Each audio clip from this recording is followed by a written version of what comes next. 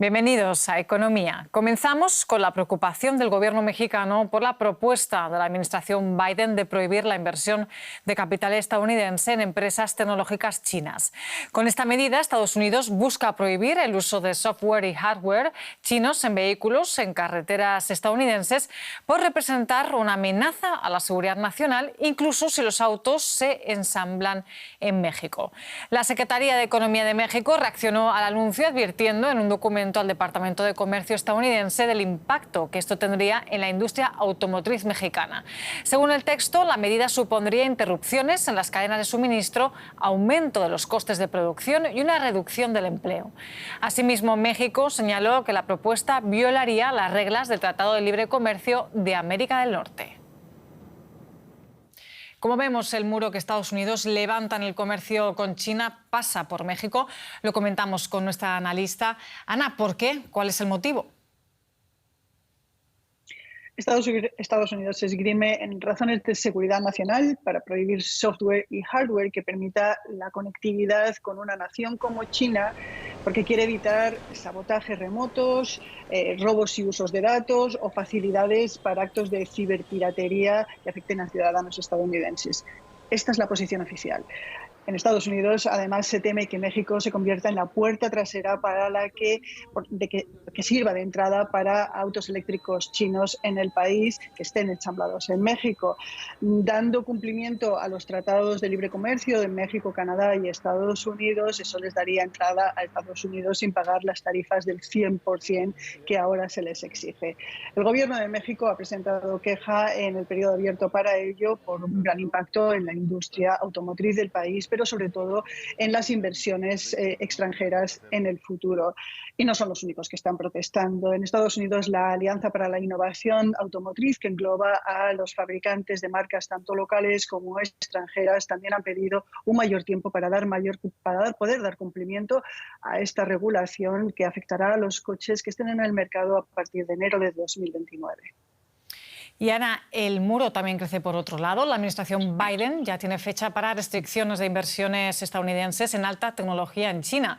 ¿Cuáles son los detalles?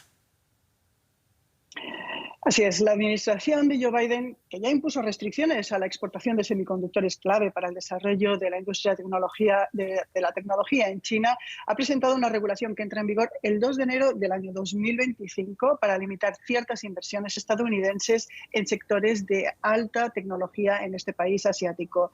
Son unas inversiones que serán revisadas por una nueva oficina de transacciones globales que se abrirá en el Departamento del Tesoro.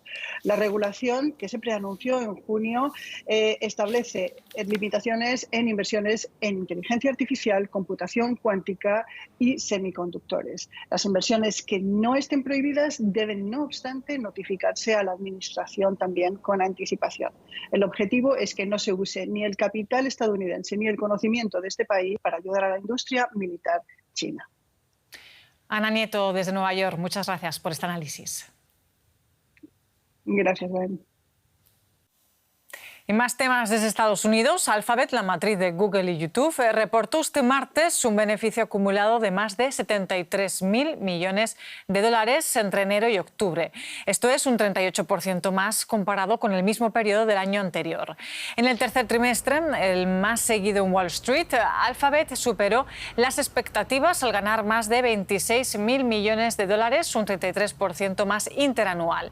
Las ganancias del gigante tecnológico se han visto impulsadas por el negocio publicitario de Google Services, que engloba el motor de búsqueda, las suscripciones a sus productos y plataformas relacionadas, así como YouTube. Y también gracias a Google Cloud y los avances en inteligencia artificial. Este martes, consumidores de McDonald's presentaron una demanda colectiva contra la cadena ante un tribunal de Chicago tras el brote de la bacteria E. coli en las cebollas que la empresa usa para sus hamburguesas. Recordemos que el brote mató a una persona y el número de infectados con complicaciones asciende a 75. 13 estados reportaron casos. La cebolla era usada en la hamburguesa de un cuarto de libra que fue retirada del mercado estos 7 días. A partir de esta semana, McDonald's volvió a ofrecerla, pero sin cebolla.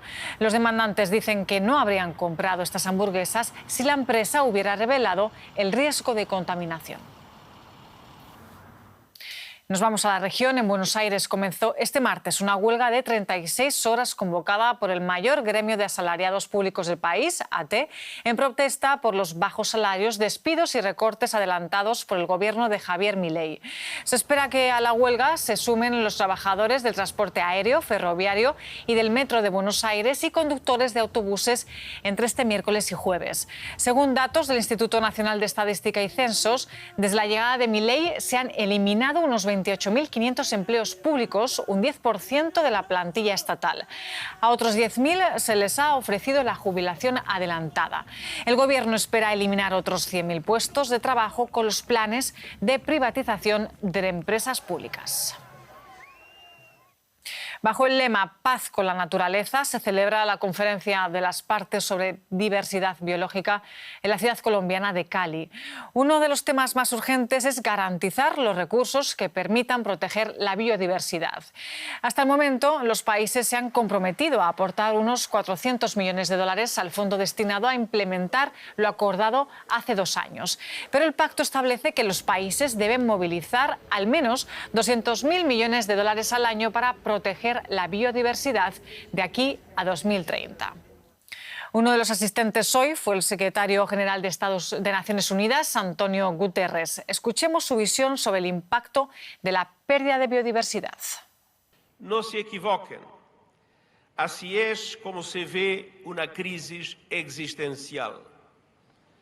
Ningún país, rico o pobre, es inmune a la devastación provocada por el cambio climático, la pérdida de biodiversidad, la degradación de la tierra y la contaminación. Vamos con una pregunta. ¿Cómo superar la crisis económica que atraviesa Alemania? Hay muchas ideas encima de la mesa, pero la coalición de 3 partidos del gobierno federal parece no encontrar una postura común. El canciller Olaf Scholz se reunió este martes con representantes de la industria y los sindicatos. A su vez, los liberales del FDP organizaron su propio encuentro con empresarios. El ministro de Finanzas, el liberal Christian Lindner, exigió una reducción de la burocracia. El estado de ánimo en la economía alemana empeora de manera patente. Según las previsiones, 2024 será el segundo año consecutivo de recesión. El sector empresarial lleva mucho tiempo pidiendo reformas profundas.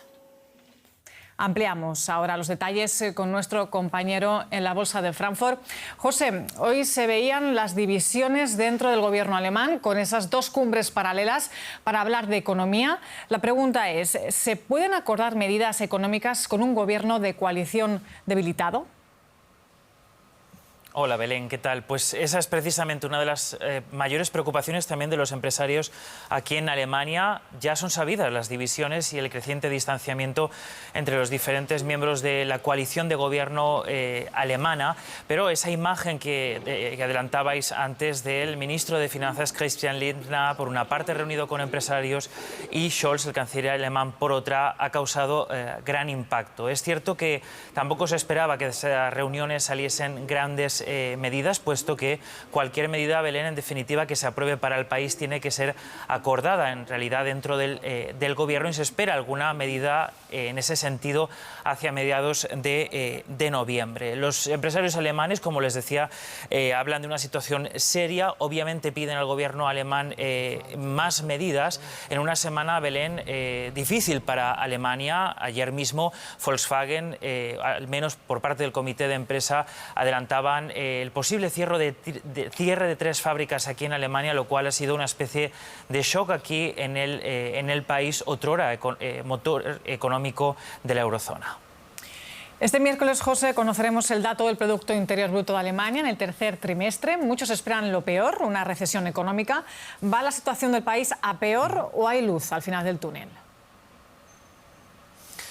Pues parece, Belén, que se ha tocado fondo. Según el propio Banco Central alemán, el Bundesbank, es verdad que se espera para este tercer trimestre efectivamente de nuevo un retroceso del Producto Interior Bruto, del avance de la economía, y eso efectivamente llevaría a Alemania a una recesión técnica. Después, la previsión es que haya una especie de estancamiento y la esperanza es que en el 2025 haya un ligero aumento de la economía, pero Belén, no podemos perder de vista que partimos de una base muy débil. Entre los motivos, Alemania tiene muchos frentes abiertos, desde la falta de digitalización, el gran peso de la burocracia para las empresas, comparativamente más impuestos, mayores precios de la energía, la debilidad del mercado chino y así, Belén, un largo etcétera, una tormenta perfecta que está llevando a una especie de crisis a Alemania.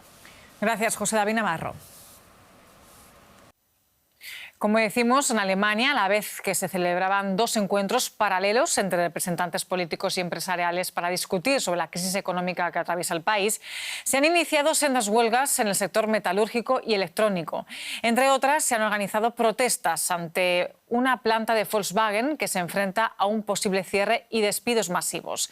El sindicato IG Metall demanda un aumento salarial del 7% en un año, como vemos en estas imágenes ante la planta de Mercedes en Berlín. Su principal argumento es la pérdida de poder adquisitivo tras años de alta inflación. Por su parte, la patronal del metal ofrece un 3,6% en un periodo de 27 meses.